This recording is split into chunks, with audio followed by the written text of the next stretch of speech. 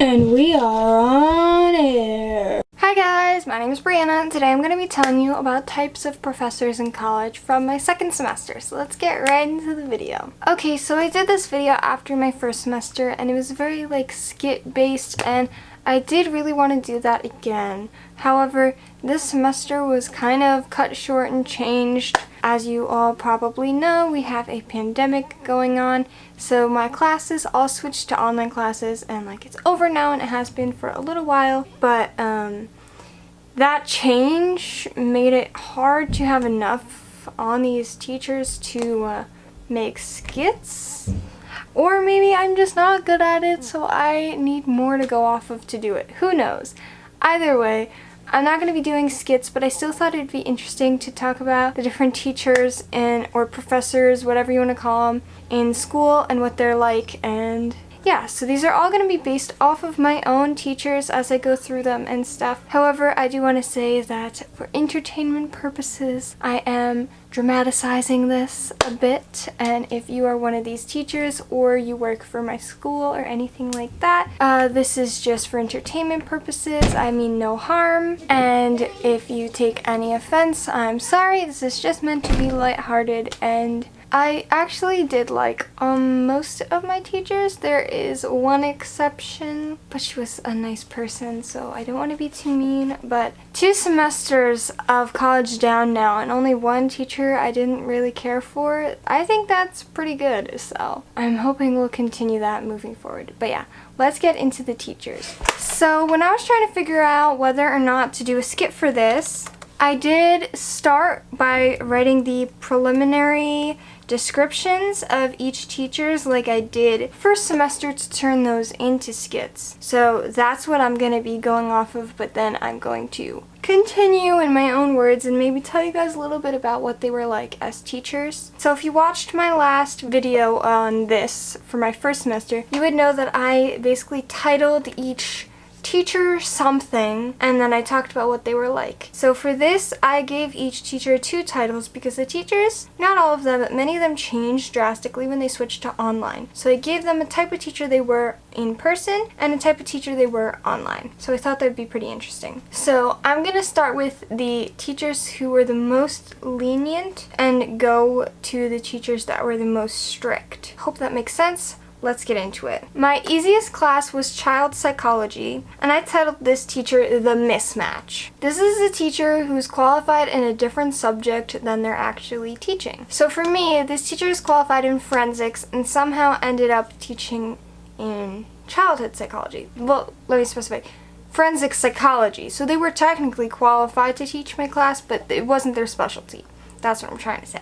So because of this, my teacher kind of brought a lot of things back to forensic psychology, and that meant we didn't really delve too deeply into child psychology. I liked the class because we did have a lot of interesting conversations, and it was nice discussions, and we heard a lot from all the different students, and we got to talk about our own personal experiences with things a lot, whether when we were kids or kids we know and things like that. But the issue I had with it was that I learned pretty much nothing. Everything child psychology based that we learned in that class was in a Psych 101 or a Psych 101 equivalent class. So I took AP Psych senior year of high school, so I never took Psych 101, but I didn't learn anything new in my child psychology class. I knew all of it from that AP Psych class, so that was kind of a bummer. But it was an enjoyable class. I had it with my friend Fiona, and we just had a lot of discussions in class, and I was sad when we switched to online because those discussions were fun and lighthearted, and it was really interesting to hear a whole bunch of people's different perspectives and things like that, and hear people's own personal experiences with things that I already knew. So although I didn't learn anything new, I got to hear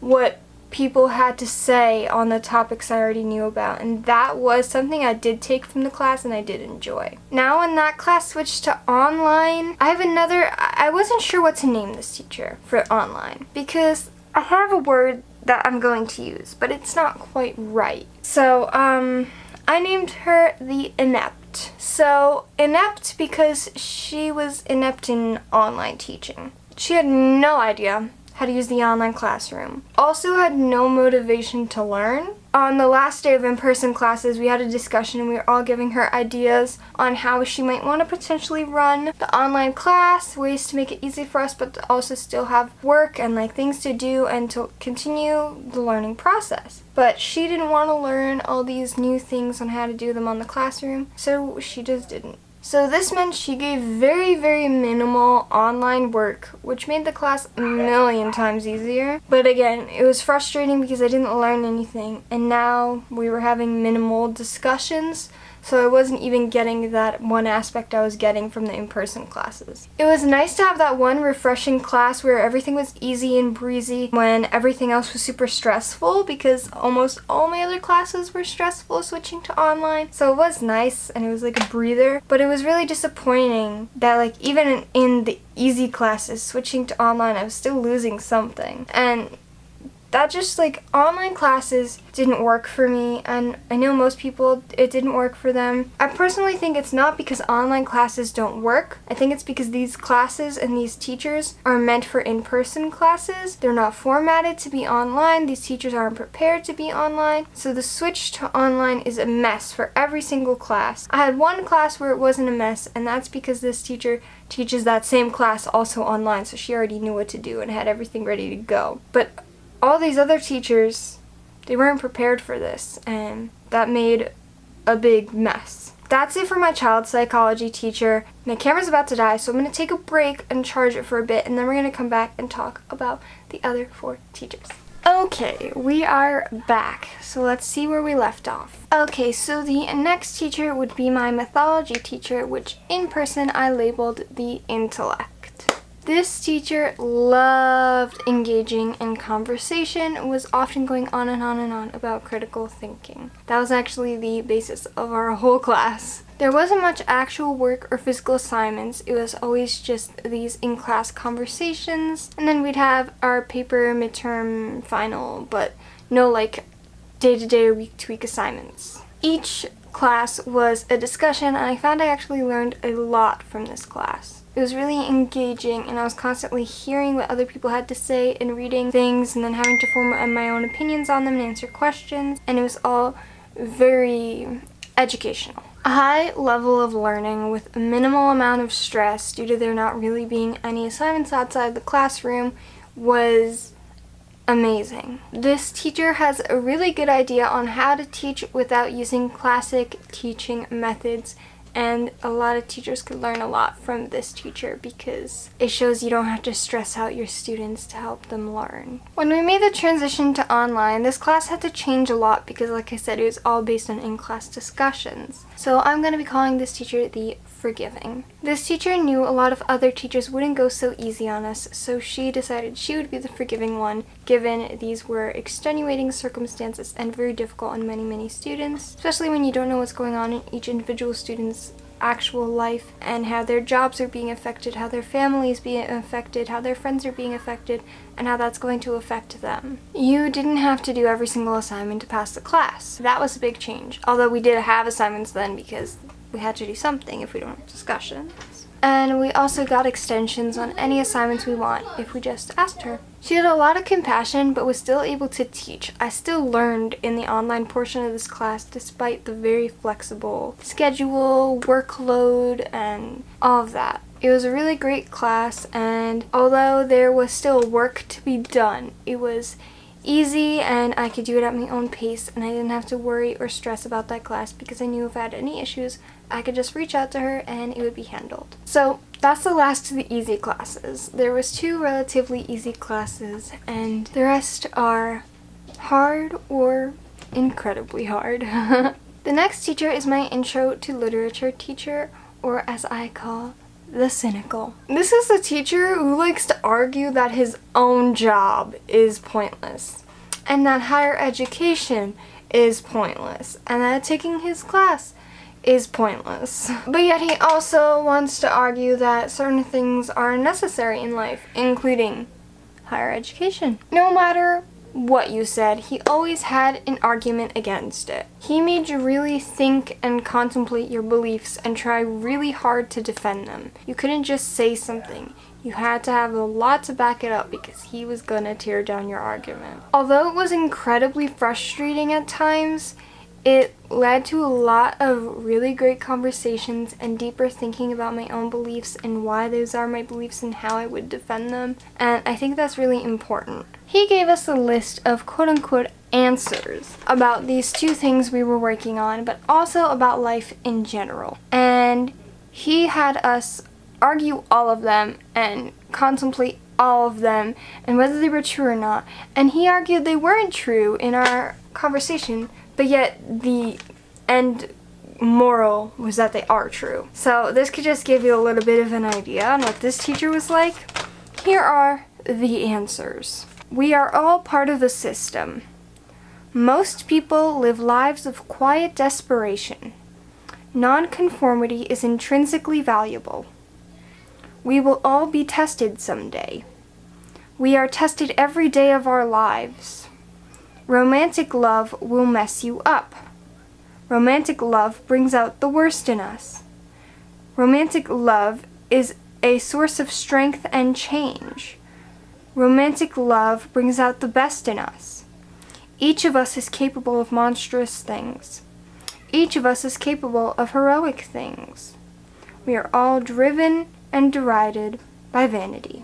So yeah, that was my teacher. Now the switch to online for his class, I really didn't know what to call him. I think I'm just gonna go with the uncaring.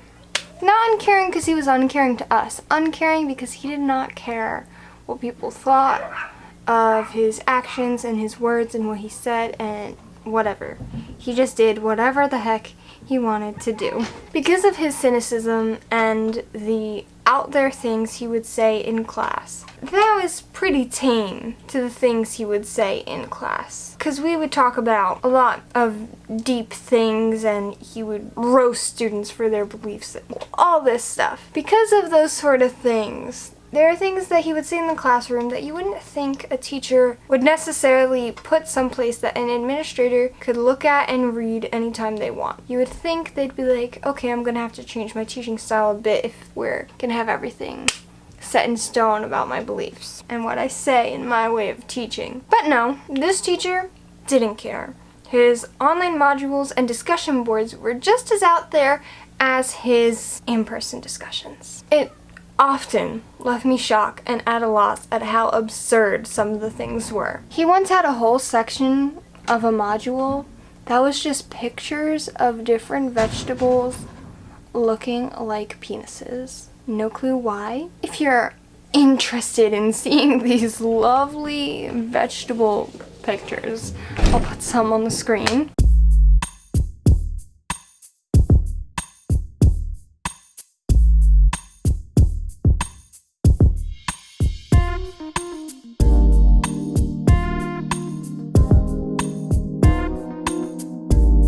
Just straight up weird and like why didn't really seem relevant, you know, to my education. But that's just kind of what he was like all the time. The workload for that class was pretty much what you would expect from college. Not easy, but not like, oh my god, how am I gonna do this? Hard enough, just what you'd expect. It was just the methods that were a little But I learned a lot from that class, and although at times it being a little sketchy and weird, I did like it and I learned a lot from that class and I really enjoyed the conversations I had with that teacher. Okay, my next class is social psychology, and I like to call this one the classic teacher. And this is the classic teacher for both in-person and online. She was already an in-person and online teacher, so she moved seamlessly to online. I call this one the classic teacher because she doesn't really have any defining features. She's not really crazy or out there or doing anything out of the blue. She just has a normal teaching style, pretty common, and that was it. Her methods may not work for everyone, but no method will work for everyone. There is a couple forms of a classic teacher, but she was one of them. For me, I love this teacher's particular method. It worked very well for me, I learned a lot, and I flourished. she would lecture, and as she lectured, notes would come up on the board. We didn't have access to these slideshows, so we would take notes of everything that was on the board, and she would thoroughly explain them and give examples, and out of those examples and stuff, we would decide what we wanted to write down. From there, we had online quizzes, even during in-person classes, based on all of our lectures, so that way we could make sure we had a good understanding of everything while we still had our notes with us and we could go over things. Then we would have tests after multiple lectures. I only ended up having one in-person test because that's how soon into the semester we switched to online, but I did very well and it was a great method for me. I was sad to switch to online, however, because I did like the teacher as a person. She was very kind and I spoke to her one-on-one on a few occasions, and she was very sweet, very helpful, and very attuned to students' personal needs. When we switched to online, her lectures just switched to videos and the tests just switched to online exams. And so it was the same amount of workload. For me, it was just harder because I was then working full-time, almost more than full-time, because I am a nanny and the kids were out of school and someone needs to watch them. So it was just difficult for me to find time to watch the lectures because now I'm working when I would have been in school, and now I need the amount of time I was in school and then also the time to do these quizzes and study and the test. So this was starting to get pretty hard for me, harder than my first semester at all and in-person classes, and it was getting difficult for me. It was hard to manage. Not that the work was hard, it was just timing and finding the time to do all these things, and it was still moderately manageable though. If this is where we ended, I would have been fine. It's this last class that kind of pushed me over the edge to be like, I can't do this, this is really hard, and not doing online classes again. The last class is Western Civilization, and I like to call this one the Strickler. This is a teacher that expects you to spend hours and hours on her class, weekly or even daily. She actually straight up told us that on the first day of class, that she expects us to spend hours on her class if we want to pass. Not to get an A, to even pass. An unprecedented amount of time. Absolutely ridiculous. And she had no sympathy for students outside situations. Although I did enjoy her actual class, like sitting in class, hearing her lectures and stuff, the amount of work and time and effort that went into her class outside the classroom made me hate the class. I couldn't handle it when I was in school. The switch to online, oh my god. In person, although I liked the lectures, I learned little to nothing and just gained stress. And that is why a lot of teachers need to learn to balance the workload, because otherwise students won't be able to learn. Just a suggestion. When we switch to online, I'm gonna call this teacher the unknown avalancher. Gonna give her the benefit of the doubt. She didn't know what she was doing. This class is what was the bane of my existence in online. It made the switch to online the most miserable thing ever. Since this teacher already didn't realize that the amount of work she was giving was unfair, she didn't see the issue when she increased it due to not able to have a participation grade. So I am now working more than full-time, balancing my other classes, still making videos, and now I have this teacher basically giving me another full-time job. I was not having it. I was struggling so much with this class. I thought I was gonna fail. I don't know how I got an A. So I got all A's this semester by some miracle. Literally, if you combined all the work from my other classes and compared it to this class was still more. And the thing that blows my mind is that she didn't even realize. In fact, she thought she was going easy on us. We had these discussion boards and she created one where it was like not for a grade, just like we could talk to each other and see how everyone's doing and like be like, oh god, this sucks, basically.